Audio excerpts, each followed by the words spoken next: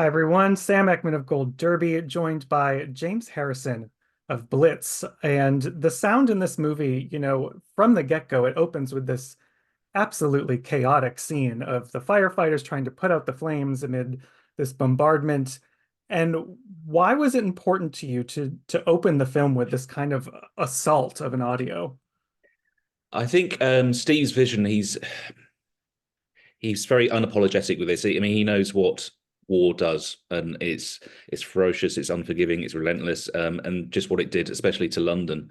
And he wanted to open up the film with just terror and just carnage, really. And it was interesting because these moments it did contrast a lot with the other moments, the daytime settings and things like that. And we have several moments throughout the film that are quite sort of full on like this.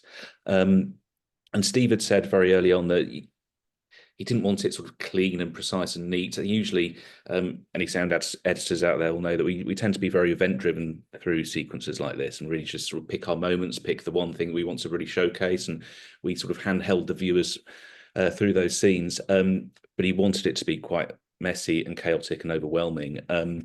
And that sort of intensity we found really started to create an emotional response in the audiences when we were doing test screenings. We could really see their physicality and how they were reacting to sounds, and it was something we were very attentive to, and we were really trying to get the most out of those sequences. I mean, we just wanted it to be almost just a showcase and an assault, so that when it stops abruptly, you, as an audience member, you get this slight relief, and then you go, "Oh, what just happened?" And that's really how we started the film off. Yeah, there's the relief is necessary because there's a lot of harrowing scenes in this. I think a lot of moments really take place inside those shelters where the sound of war is like constantly threatening to Mm. come through the walls. Could you just talk about what it's like to build sound from that perspective, from those civilians' perspective? Yeah, I mean, I think the first thing to say is obviously we mix this in Dolby Atmos, and I do have a bit of a love-hate relationship with Dolby Atmos. Sometimes it can be a bit distracting at times in some films, but when it's working properly in a film and it's a film that can benefit from it, it's just a joy to work with. And Blitz is very sort of much grounded on this level. Everything that's bad that's happening is up above you, whether it's the planes, the sirens, or when you're in the shelters, the cracking of the ceilings and the bombs. And so having Dolby Atmos, having that pinpoint accuracy and that full frequency speakers up there was really amazing. I mean, in terms of actually coming up with that sort of stuff, it just took lots of research. To try and get into the heads of first-hand accounts of what people were feeling at those times, and then lots of trial and error, and lots and lots of layers. There's lots of sounds that went into this movie.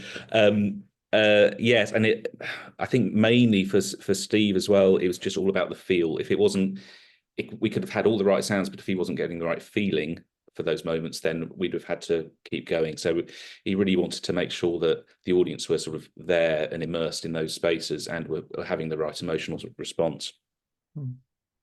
You talked about research. Did you find that for creating sound effects for things like the bombs falling, for that siren, the air raid siren, which becomes this sense of dread that we're always going to hear it, that the movie, are all those based on historical sounds, or did you have to kind of experiment to find the right thing?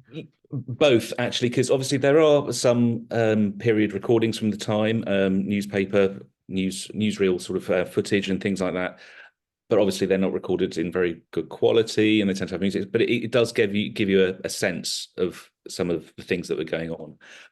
But I've actually found some of the written content was really interesting, because when people are writing about their experiences, then you go inside their heads a little bit more. And the very first thing I went back to and researched was my grandparents, actually, who lived through the war, and my grandfather was a navigator on a bomber, on a Lancaster bomber, and they wrote their memoirs before they passed away, sadly. And that was my first port of call, because it was just really interesting to hear from these two people, one fighting the war up in the air, one living the war down on the ground, and just their experiences, and just their emotional context to that. So that was a really good starting point for me, and it brought it all back a little bit for me, because it's a very personal thing, especially being based around London and things. I think we still see the effects of the war in London, so even to this day. Yeah, I think that's part of what makes the film unique, because we've certainly seen films from this period of history before, but this one I think really focuses on unique perspectives that aren't always told from the war. One of them, of course, is George, the young boy, and things feel so much more intense for him, like when he's fleeing his hiding spot on the dock and the fiery plane is crashing next to him. How do you kind of treat the sound differently when it's the perspective of this young boy? Yeah, it's something. I mean, Steve, when he was shooting as well, he did use some slightly lower angle footage, and he really wanted to try and be a bit more perspectivized. So from George's perspective, a bit more. And it's something we'd spoken about with him, and it's like, should we do it and have it slightly heightened, so it's something that a 9-year-old boy experiencing for the first time just wouldn't, it would be heightened. And so we did that. We did have that in mind. We didn't go too far with that because we didn't want to have, they were so interlinked. His and his mother's stories were so intertwined when we're cutting between him and his mother. And so Pete, the editor, did a fabulous job in sort of just making sure that they were always bridged together, and so they sort of ran into each other.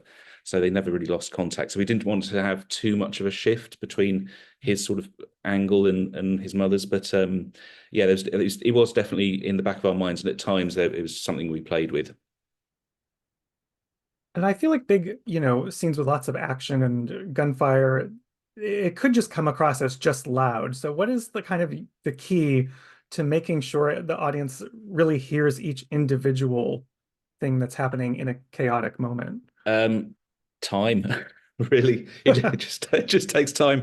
Um, when you're dealing with especially like the fire sequence or the flooding sequence at the end, I mean those sounds are just inherently full scale, full frequency sounds. They're sort of white noise.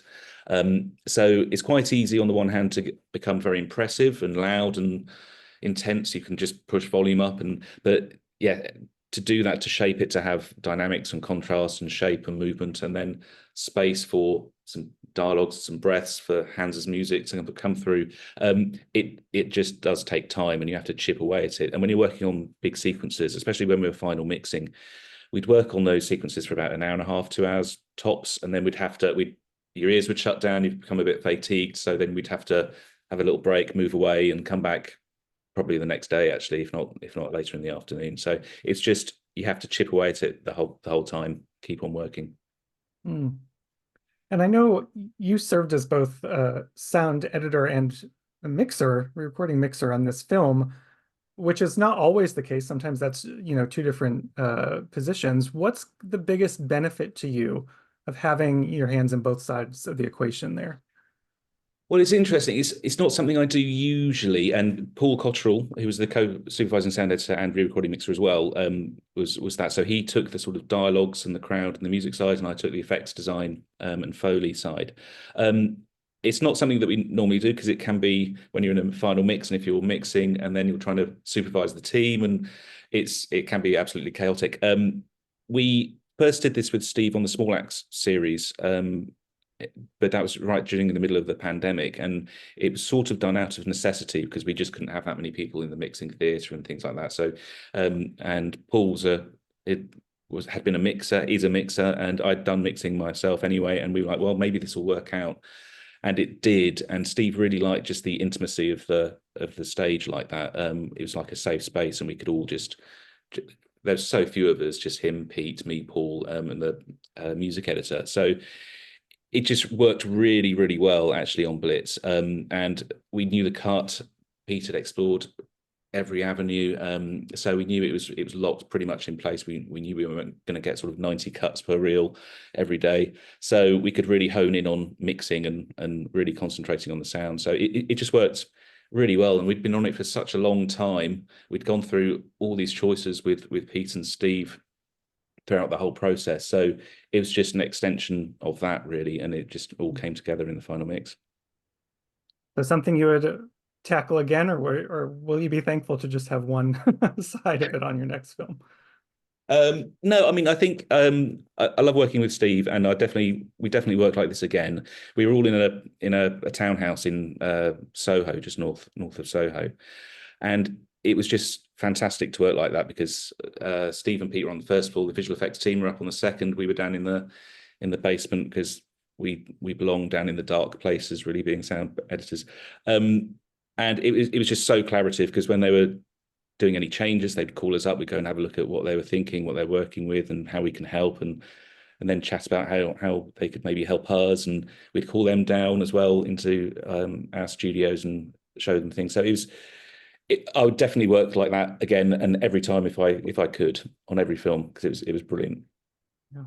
Well, James, thank you so much for giving us all a very tense experience here with Blitz, and thank you for joining us today. No, thank you. Hi, everyone. Sam Eckmann of Gold Derby, joined here by re-recording mixer Cyril Holtz from Emilia Pérez. Cyril, something that really, I think, stood out to me in the sound design of the songs in this film is that they often contain organic elements like, like the clomping of shoes or hitting of a dinner table, which feel like they're an additional instrument in the orchestration. So can you elaborate how you kind of wove those type of organic elements into the overall soundscape? Yeah, actually, one of the words Jacques used the most during post-production was movement. So it reminded me a scene from Romain Gary's novel called The Kite, where the main character, during his philosophy exam, is questioned by an examiner who asks him to define grace, but just in one word. And grace, I mean, in the sense of beauty. And his answer is movement. That idea, grace as a movement, perfectly captures the essence of what we tried to achieve in Emilia Pérez. We worked really hard to make the voices, especially in the songs, feel lively and full of motion. And similarly, the environment needed to be as rich and sometimes as unpredictable as it is in a city like Mexico, where hundreds of sound blend together to create an incredible polyphony. And because it's also from this erratic movement that emotion can sometimes emerge. So we did as much as possible to blend all those sound sources and to create, as you said, a boiling market, for example, with many sound elements. Yeah. And I think as far as the singing is concerned, I think I'm correct. There was both live singing and some studio recording for the songs. What challenge is that when you have to kind of combine things or find a unified sound within that? I have something to share with you about that. Recently, I read a review of Emilia Pérez, which, let's be honest, wasn't exactly positive. The critic was disappointed by the fact that today's musicals have a tendency to use live singing performances by actors during shooting instead of properly re-recorded voices in a studio. He mentioned that this was something he didn't like about Emilia Pérez. He thought the voices sounded too live during the songs. Erwan Kerzanet, who was the production sound mixer, did his best to record the songs on set as effectively as possible. This involved dozens of earpieces for the dancers and complex management of the playback. He had to work with many constraints, and he did an outstanding job. But in reality, most of the vocal sources we used in Emilia Pérez were actually recorded in a studio, either before filming as playback tracks or afterwards in music or ADR session. So in a way, it was a very satisfying bad review because it proved we achieved that part of our mission to mix all those different voice sources. Yeah, and it's interesting because I think this musical doesn't play out like kind of what we think of as a standard musical. It flows in and out of dialogue and song. in the same moment, they can be speaking into singing. And what is it like working with that to kind of, because the speaking and the singing almost has the same texture to it, I would say. Was that a challenge for you? Yeah, it was actually, it was one of those first topic we talked with Jack. Jack is a man of very few words, you know. However, he has a way of planting seeds with just a few keywords, letting them grow in his team's minds as the creative process unfolds. But one of those words was musical drama. Instead of comedy musical, as we say in French. And he said recently in an interview that he wasn't a big fan of classic musicals, uh, and I'm not sure. I'm not sure I am either.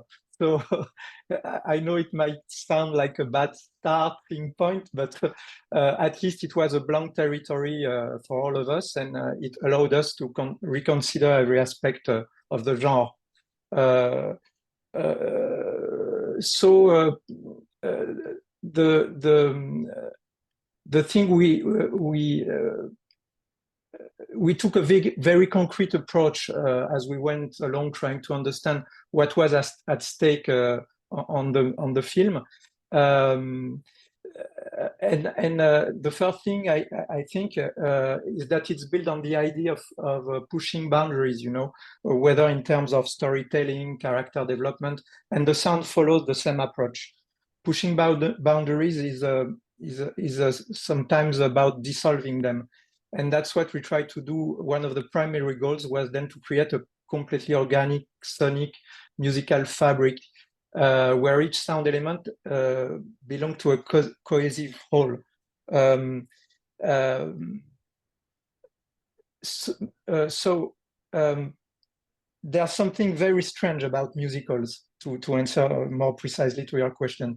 The characters have a normal conversation, and then suddenly, out of nowhere, they break into song.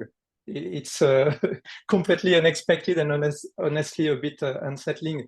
So we aim to ensure that the musical comedy genre did not appear obvious and did not involve a brutal and systematic transition between spoken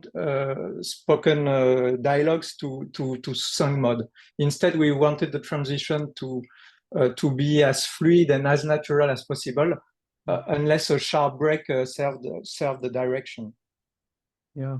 There's I think the sound design supports the kind of magical realism of this film. I would say one of my favorite scenes is when Rita, Zoe's character, puts together that the woman sitting next to her at dinner is, you know, the cartel boss that she formerly worked for. The room goes black and the sound is almost like we're sucked into a bubble of sorts. Can you walk us through the creation of the audio for that moment? Yeah, this is one of those moments where Jacques' vision empowered our sound conception because it was clear on the picture itself. The lights shut down, and this is one of those switching moments where you have to feel the fear of Rita discovering that she has Manitas in front of her, and it was kind of easy because we have so few elements. We have just a kind of a ringing tone that for the light switching off, and we slide slowly into the music, and this is one of those moments where we worked a lot to make the transition as fluid as possible. Mm. And it's not your first time working with Jacques either. did that pre-existing history together? I know you said he's a man of few words, so did it make it easy to kind of understand him on here? How did that help? Yeah, I had the privilege of collaborating with Jack since Read My Lips. It's a film from the early 2000s. Um, and that film taught me just how important it is to share a common sense of feeling with a director, and also marked a key step in my understanding of my craft. Working with Jack, he has a quite unique way of working with his collaborators.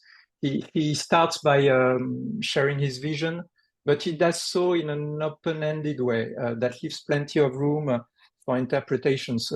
This approach doesn't constrain our creative choices. Instead, it offers a great deal of freedom. It's both liberating and a bit daunting, because with great freedom comes obviously great responsibility. So we have to meet high standards, but we also encourage to explore bold ideas without hesitation, even if it means rethinking and refining them multiple times until we find the right path. Well, I think the high standards were met on this one. It's fantastic work, Cyril, on Emilia Thank you Pérez, very and much. thank you so much for joining me today. Thank you very much. Hi, everyone. Sam Eckmann of Gold Derby here with Nancy Nugent Title from Wicked, the supervising sound editor. And this musical is quite epic. And the actors, they decided they wanted to sing live on set, which obviously helps the performers connect to the lyrics. But I feel like that must open up a huge can of worms for the sound department. So, what challenges does that present you? What kind of sound effects, if any, can you have while you're recording live on set? Well, that decision was made very early on in production, and it ended up being wonderful. We planned from the very beginning to use as much live as possible. I had my first talks with Simon Hayes, production mixer, in the end of 2022, and then he was very early on sending us test sound rolls just so we could prepare ourselves for the massive amount of coverage that he was going to provide, which was multiple booms. In every shot, even a simple 2-shot would have a boom on each character. He loved each character, multiple spots on their body, just considering costumes and movement and choreography. And Elphaba's hat always had a microphone on it, just every opportunity. And so it was a massive amount of coverage, but it gave us the ability to use everything. We even if it was switching from, we almost always use multiple microphones for each line, including the singing. And but we had that coverage, we had that ability. And even if we needed to do, noise reduction for the outdoor scenes, which, couldn't be helped, we had the frequency coverage between all those microphones to retain those performances in a very rich, authentic way. And yeah, it also made it possible for us to just seamlessly move. When you're doing a musical, our first goal was to never feel a shift between spoken dialogue and sung vocals, for it to all exist in the same space all the time. And of course, that made that infinitely easier. Yeah. It's the thing that makes my head spin, I feel like, is thinking about, the huge dance scenes and all the footsteps that you would hear in choreography. And sometimes I feel like you would want those present to have the choreography be a presence. And other times it would get in the way of recording, I would Sure. think. So what was that relationship like, figuring that process out? Sure. Well, there were definitely times where, all takes were used, just as in every movie, every line of every film. It tends to be pieced together as needed, as long as the original performance was honored. And also, they went to great lengths. John Chu gave Simon all the freedom he needed to make sure that, for instance, the bottoms of everybody's shoes, were treated, that the air conditioning was a silent, silent system. VFX was prepared to color out any sort of showing earwigs or microphones that had to be visible. Um, So yeah, it was just a year of piecing through syllables by syllable, and of course I have to acknowledge Robin Bainton was the musical vocal editor and mixer, and it was his job to just sift through massive amounts of takes to piece together the technically best bits, but before all else, the best performance for each line. Yeah. And so when you have a big number, like I'm thinking of Dancing Through Life, for instance, which has the sound of Fiyero kicking open the books and those massive wheels in the library that are spinning around with the ladders. How much, if anything, are you able to get on set, or is it entirely a post-production build for those sounds? For those sounds, luckily Simon was able to get a couple takes of just the dancers getting their, in that case, purposely audible footsteps and also their vocal reactions, which are unique to the song, to the choreography. And then we added loop group on top of it, a group that came in, learned the choreography quickly, was able to hit all the beats. We added that layer on top. All of his footsteps, Foley, the sound of the wheel, I won't call it the hamster wheel, but the rotating, which is one of my favorite sound effects in the movie. All of that is meticulously timed and tuned to all of the music, which is the case in every song in the movie. There's a click track that we had running through the whole movie so that everything could be, not never fighting the music, never fight. Obviously, the songs are king or queen, and we always had to work harmoniously together with the music. Yeah, the musicality runs throughout it for sure. And I think one of my favorite things to see in it was the wizard's room, because that mechanical face became such an iconic image from the stage show, and the movie just kind of plussed that whole thing Yeah, to and the nth degree. that was a gigantic puppet that was created Wow. and operated by puppeteers, behind the curtain. And it was so massive that it did have this like kind of homemade feel. With everything in Oz is like created with the idea that the wizard made this, that it's all gears and he's in his lab creating these things as part of his illusion. And so sometimes, yes, the head would like bob forward, and that was that was just because it really was that heavy. And but it worked perfectly. And so having all those like really organic just gear sounds and I think it really worked. And then also the production of his voice that John Marcos designed was was very cool. Yes, very creepy. Made Goldblum very even Jeff creepier than he can. Goldblum-y. Yeah, for sure. And I probably don't need to tell you, obviously, but Wicked was even a worldwide phenomenon before this film came about. So the fans and audiences kind of are coming to this with a certain set of expectations. Was that kind of a present thought for you while you were working on this? Did that Yes, weigh on you? every step of the way. It was the goal was to honor the original production, the original material, and just expand on it, make it cinematic, elevate it in a way that you can only do in a feature film, but to always honor the original material. And I think the movie fleshes out things in a really fun way from the stage. Like I'm thinking Defying Gravity for you, there's moments of singing into the guards trying to break in, the chaos of the balloon bursting up through the rafters, Elfie leaping out the window. How do you maintain the aesthetic of sound that you've established when you're going back and forth so rapidly between quiet, Mm. loud, action, singing? There's a lot of complex scenes like that. Yeah, and that's the kind of stuff that you get to do, you get to like play with when you're adapting something to a feature film format. But I think our aesthetic was set from the beginning that it was that everything is Aussian. Nothing is as it is in this world exactly. Everything has a little twist to it.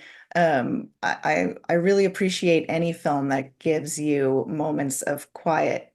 Um, amidst the chaos. And I think that John Chu and Myron Kirstein, picture editor, did a really great job of crafting that so that, you know, the audience doesn't get fatigued and we don't, our ears don't hurt, you know, we have and moments to focus on the interpersonal relationship and then also then move into these big action scene that you might not be expecting, and from there into Defying Gravity, which is obviously the climax of part one of the story.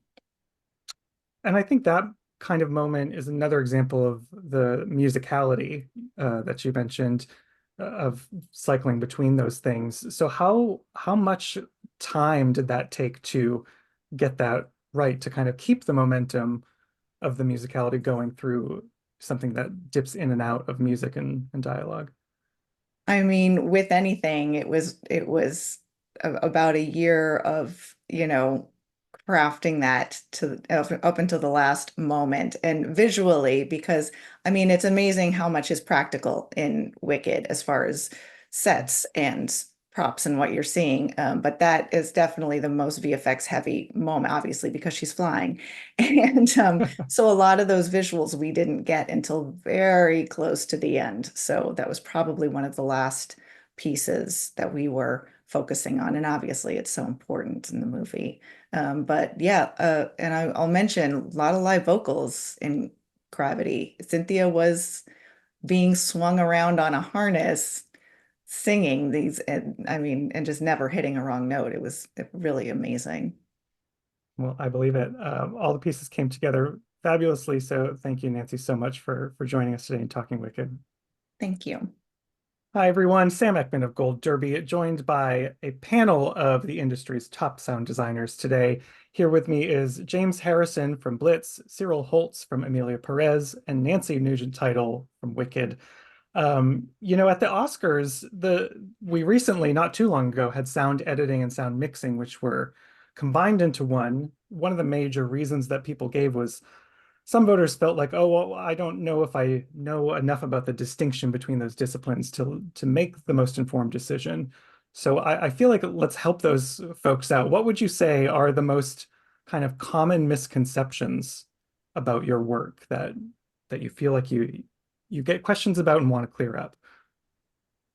Well, actually, I'll just kick off just from an audience point of view. A misconception. My late grandparents, right until they passed away, they thought that I basically played the organ in the cinema when it was coming out of the floor. It's just, and I gave up trying to explain to them what I actually did. But I think for most people, and I'm sure the others are like this, they just think that all the sound is just recorded on set and then that's pretty much it. And then you might have to do a little bit of tidy up and then you put the music on and then that's it. And then when you sort of go through and explain or even play some material to them about what you're doing, and they're just blown away by what we contribute and the level of detail that we have to put in to make the film come to life. I will say my favorite reaction when if someone asks what I do and I say I do sound for movies, they say, "Oh, does that mean you get to see the movie before it comes out?" And you know, then I explain, yeah, every day, every single day, and everything that you hear, I feel like if we've done our job properly, it's maybe not noticeable, maybe it's transparent, maybe you're just immersed in the experience of the film, but every moment of every frame is a deliberate choice, and months and hours and sometimes years of work and hundreds of tracks of sounds have gone into making that sound a certain way. I may have just one thing to say.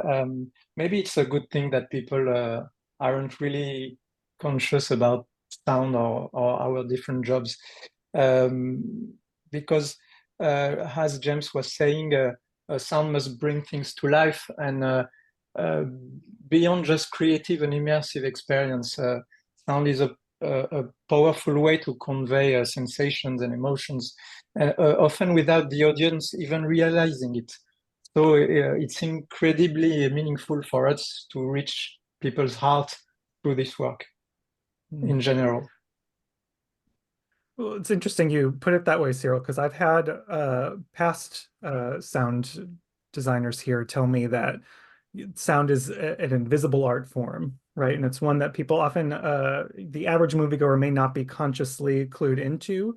Does that resonate with you all? Do you want folks to be discussing the sound design after, or is a sign of a good sound design that they're not discussing it? I think it really depends on the context of the film. I mean, by its very nature, sometimes you're going to be aware of sound that's gone on, like the lightsaber in Star Wars and stuff. You know that that's something that's unique for that and created, and it sounds awesome. So I think it depends on the context. If you've got certain movies that are big and loud and bombastic, you are going to be made aware of those. But in other films, it's the subtlety that, yes, if it fits the film really well, and it's, as Cyril was saying, it's creating an emotional context, then yes, hopefully the audience won't be aware of it. It's just affecting them on a sort of deeper level. Just like sort of music does sometimes. They may not even be aware that there's a score there at times, and it's just doing its thing underneath it all. And it's just, those moments are really good when they do happen like that. Yeah, I have to agree. I think our job is to support the story. And if the audience is fully immersed in the story, then hopefully we've had some part in making that happen. And I almost think if the audience is focusing on individual elements like the sound or the lighting, or that maybe we're not doing our job. Yeah, I agree. I totally agree. Sometimes I think to myself that when people are amazed by the sound of a film, it means that it's spectacular, in a way. Sometimes we say the sound is bigger than life. But actually, I don't really like this idea, because life is a constant surprise, and in many ways, I believe life itself is always bigger than anything. So it's a good sign for me when people are not noticing at all the sound. It means they are this is the film that touched them, and it's the most important for me. Is there, so as experts in the field, do you find yourself kind of paying more attention to it? What makes you in the theater say, perk up and go, oh wow, that's really great, I have to do something like that? We're probably all guilty of that. Something sounds really cool. It might be more noticeable to us than to the average viewer. But I hold myself to that same standard. If I'm not noticing it, if I'm fully immersed in the story, then I think that's a success on every level. I think I'm sure you two are exactly the same. I think one of the hard things working in this industry, and every day we go in and we're just listening to details. We're listening. And when you come out of that environment and you go to, say, a restaurant or a bar or something like that, and you're just trying to talk to someone in front of you, most people can just do that. They can filter out all these sounds and they'll just go away. But I'm just always bamboozled by all these details. I'm listening to all these conversations around me, and it's an absolute nightmare. I really hate that. So yes, when we go to films, it's just you are listening and judging. But a sign of a really good film is when I go and watch it and I get into the film more, and I'm just sitting there and enjoying it. And then I go, oh, actually, I haven't really listened to this. And usually if that's happened, I'll go back and watch it again and actually really try and listen to it for a second time. Right. Go back for a second pass with a critical ear. Yeah. I have a really hard time as someone who started on the dialogue side of sound editing, listening to, say, news radio. Oh, the sounds of people's mouths and their sinuses and their that's when I have a really hard time. I have to play it really low if it's particularly egregious. Maybe to keep on James' restaurant story. When I'm a restaurant, I'm in a restaurant, I always think to myself, how would I mix that? And life actually is always a bad mix, but So true. I have And been out at the mall, say with my husband, and I'll hear a conversation walk past and I'll go, that just sounded like Bad Loop Group. If that was in a movie, we would have to take it out. It just sounds too fake. It's too on the Or if they're nose. wearing a weird pair of shoes and you go, I'd never lay that up. That's just completely unbelievable. we're really like control freaks, right? Yeah, yeah. In a good way. In a good way. Yeah, in a good way. I hope in a good way. Well, we have a lot of different, in this panel, there's two very different musicals represented, as well as a war film. I'm wondering if you are drawn to certain genres or styles of filmmaking. Are there some that just naturally grab your interest more than others? This was my first time working on a musical ever, doing Wicked, which was terrifying to me at first, but I think I realized really like many years ago I worked on my first horror film and was terrified. And I realized quickly that every genre, your purpose there is to facilitate the story, no matter what the story is. And so in that way, they're all the same. It's just a matter of how what that story is and what that filmmaker is trying to say. So I see it as exciting to get to work on a new genre. I learned so much on this movie. That it makes me excited to, try more different things in the future. I think that's one of the amazing things about our jobs is every film, every project we do, you're collaborating with new people, new directors and editors and producers, and then your team might be slightly different as well. So it's all, and then you've got a whole different film, a whole new thing to work on. So it's just that freshness. It's just every single time you're learning something new, you're thinking about new ideas. It just keeps it so fresh. It's just great. I love the industry for that. Yeah, I agree.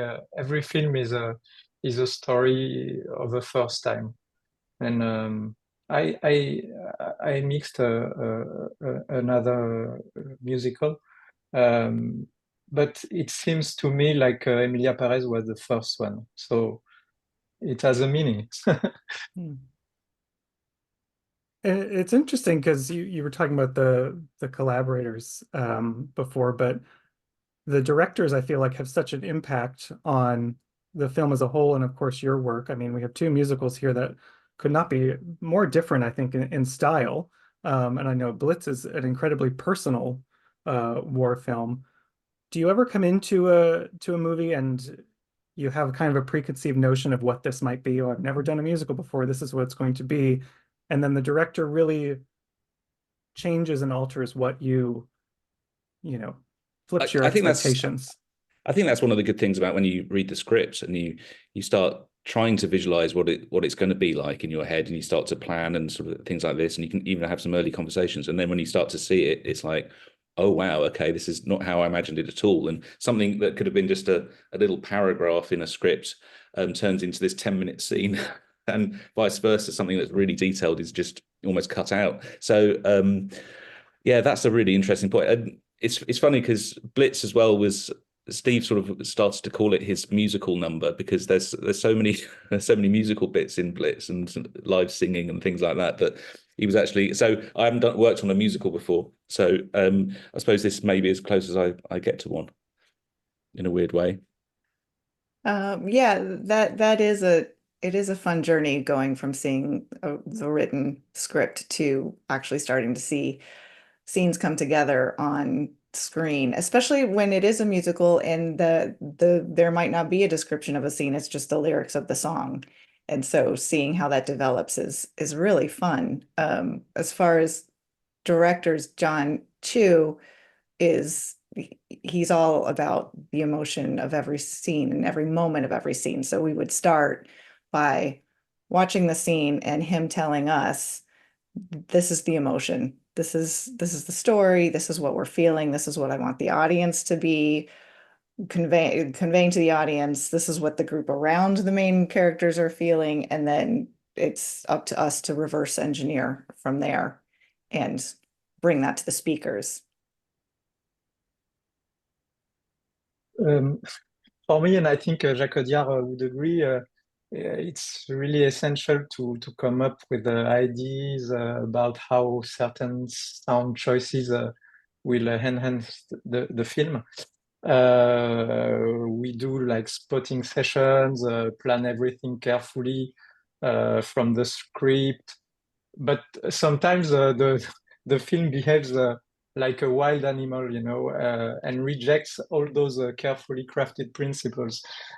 It develops a kind of immunity of this of all our grammar by the time we're editing. So I think that's when we need to be really flexible, rethinking our ideas, and adapting the work to what actually works. I think it's the most rewarding part of the process. And if along the way the sound managed to give the audience a few chills or even goosebumps, I don't know, then my happiness is really complete. Is there a genre or even a director that you haven't worked with that you are dying to try something new?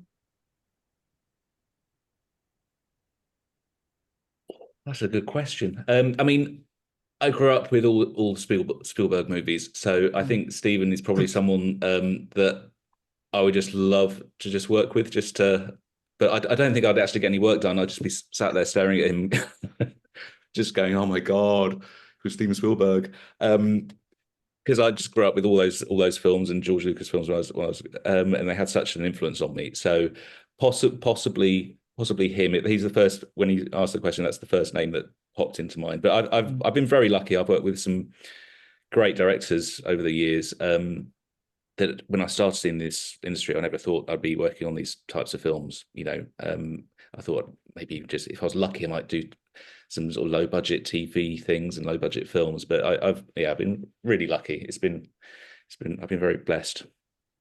I've been so lucky as well, so fortunate to just have years in a row of working with lovely people. I will say a genre that I feel like is disappearing from theaters that I really miss is comedy. I love working on comedy. I feel like sound can play such an important part in the comedic experience, and I just love it. And so I wish that I hope studios will continue to support bringing comedies into theaters. And it's just fun. They are so good. I did Nice Guys a few years ago, and that was just Excellent. I loved working on that one. It's such a good tonic but it's hard to concentrate on work when you're just laughing a lot as well. So it's a double-edged sword. Exactly. When you're working on a comedy and you're still laughing at the end of the process, then it's funny. There's a couple of quotes from it that I still, do you know, when you're working on a film and you're always just repeating certain lines in the film. There's a couple of lines from that film that I'm still to this day I always say. So yeah, it's stuck with me. They stick with you. They stick with you. My really husband do. and I, who is a sound designer, have worked on a couple of comedies together, and it gets unbearable in the house with either the accents or the one-liners, and the kids are rolling their eyes, but it's And a lot of sometimes fun. if it's taken out of context, it might sound a bit weird as well sometimes. By the way, the sound of Nice Guys is so great. I saw it in Cannes actually, and Oh, really? it's really great. I don't think there are so many directors who I dreamt to work with, but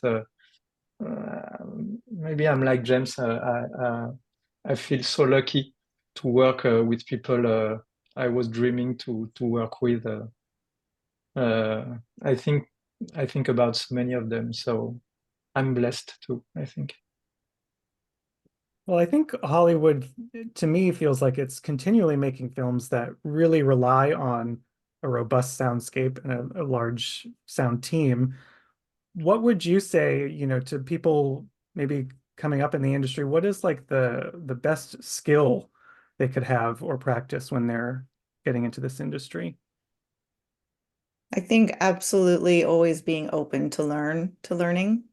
When I started as an intern, the editor that I sat with, we were on Fairlight at the time, so that tells you something, said, this machinery, like anybody can learn to operate it. but you need to understand the concepts and you need to develop your sense of taste. And you know, that ended up being true. No one uses Fairlight anymore. The technology is always changing, and it is important to be up on the latest technology so you can, you know, do your job to your best capabilities, but always be open. Everyone around you has something you can learn from, good or bad. Yeah, I think it's really important because it can be a tough industry, and you can get lots of knockbacks, and it's important that it's something that you really want to do and it's something that you enjoy. So even when you're doing stuff that's then maybe just rejected, you can still go, well, you know, I enjoyed doing that. I enjoyed creating that, and I thought it was working. And you can move on. If it's something that you're not really getting a lot out of, then it can be quite a tough one to do. And I think, yeah, touching on the Fairlight thing, I sort of started on my first things on like 16 mil and then went on to audio files, and I think you win. I'm not older. But I think one of the things we probably learned a lot with is having those restrictions in our track lays and not being able to have too many tracks. And it's sound editing is also really about choices. And I see a lot of the sort of junior people coming up, and they have all this scope for all these things that they can do with all these plugins, and sometimes it's just far too much. And so you have to, as an editor, we're employed to make decisions, rightly or wrongly, to really lead the viewer through these moments. And so that's just something for them to, if they're coming up through the ranks, just to really be aware of, and, you know, keep it as simple as possible, and it becomes a lot more effective sometimes. I have almost a contrary example. A few years ago, I was working with Jacques on the French version of the Sisters Brothers, and Jacques felt that despite my efforts, the dubbed voices still sounded a bit static. And it sparked the idea for a tool that could simulate movement even from a fixed studio recording.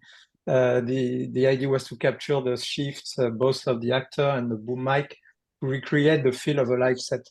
And a few years later, I co-founded a company dedicated to creating software for sound post-production. And this tool called Boomit was our first release, actually. And we used it extensively in Emilia Pérez on the song. So the tools are really important. It may be seem trivial, but it's not. And I think what you have to learn when you start in those jobs is humility.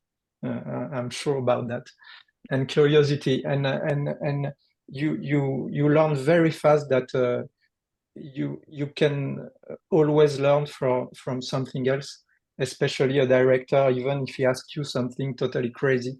And I think that's what I learned the most during my years in this job. Well, the many years have paid off.